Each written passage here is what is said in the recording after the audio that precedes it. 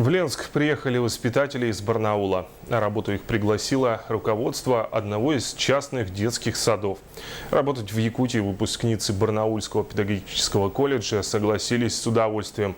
Здесь для них сняли квартиру и предложили неплохую зарплату. Как их встретил Ленск, об этом в следующем сюжете.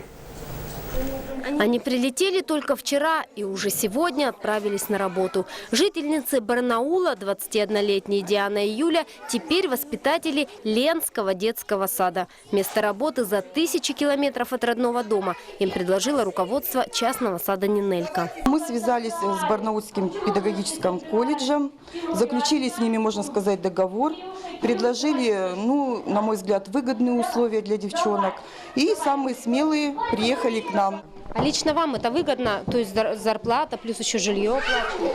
Вы знаете, я думаю, что старание этих девочек для наших малышей должно все окупить.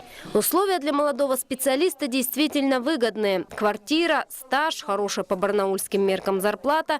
Но Диана и Юля рванули на север не только за материальными благами, за мечтой. Впечатления, конечно, очень положительные.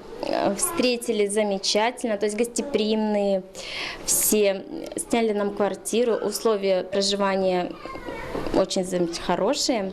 Садик, конечно же, есть с чем сравнить. Просто дело в том, что я работала в садике государственном. И, конечно же, условия отличаются. Здесь очень удивило то, что обстановка домашняя.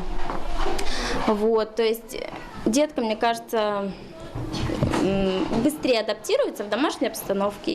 Диана и Юля в ближайший год точно проведут в Ленске. На этот срок с ними заключили договор.